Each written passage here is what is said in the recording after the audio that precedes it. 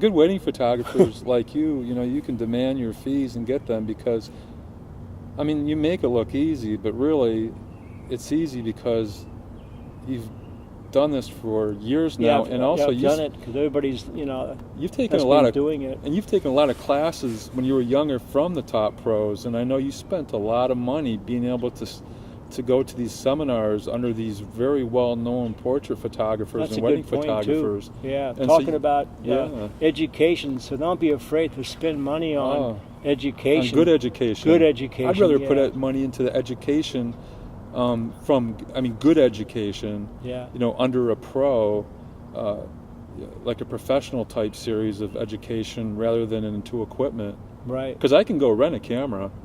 I can't rent education. I mean, I can't rent it at that moment when I'm taking the photo, but I can go rent a camera and I can take everything I've learned from these seminars with these pros, and I can adapt it to that camera. That's a great point. Yeah. Let's talk about now say, furthering your education in photography, or if you're just getting started in photography, how important your education is, and then what's the best type of education. Wow, that's a good topic. To some, though, it might seem, going to a photography school, which might be okay for them. And to others, another way, of course, you can certainly do that, and you can learn the basics. However, if you already know the basics, then it might not be necessary to start at the beginning and go through the whole system. Darkroom work and stuff like that. Where like maybe in your case, it might be good to offer to help out a professional and then learn from the person that's actually maybe one of the top photographers in your area. And this way, if you offer to help him out, possibly you can get a free education, and then in exchange you'd be helping him, so it's really a win-win situation. That's right. I would rather go work for one of the top photographers at no cost than getting paid and working for a photographer that isn't one of the top photographers. And I'm not saying that to belittle any photographer that's not as knowledgeable as one of the top photographers, but I'd work for free for a major shooter. Sure. Everybody has their own degree of doing things in their own way, and it all works, as long as somebody's successful at it, Right.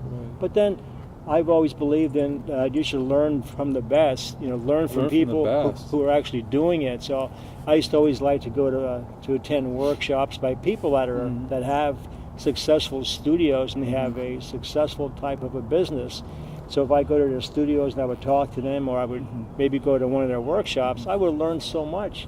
It would take me, I can go to like a 4-year school and I would probably spend, I don't know how much a 4-year school costs anymore, but I'm probably guessing like $80,000 or $50,000 to $80,000, I would think.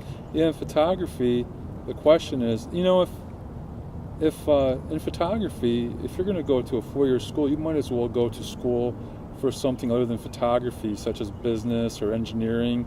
You can always learn photography without going to a 4-year college. There's technical schools, or just learning from a good professional. Right, because if you look at some of the successful photographers, a lot of them were something else before. Maybe they were engineers or they were in business, so they know business. So I probably recommend having, if you're going to have a degree, maybe have a degree in business. Right, business is good, or business is tops. Or whatever. Anybody has a specific, liking for what the economy needs at that time. But photography, you don't have to go to college for photography. It's just one of the. You really don't, no, because there's been cases. In fact, I see it over and over again. There's somebody here that works in our development here with their daughter, and of course they always have a hard time getting a really great paying job because they always end up getting the same job that somebody else can get off the street mainly.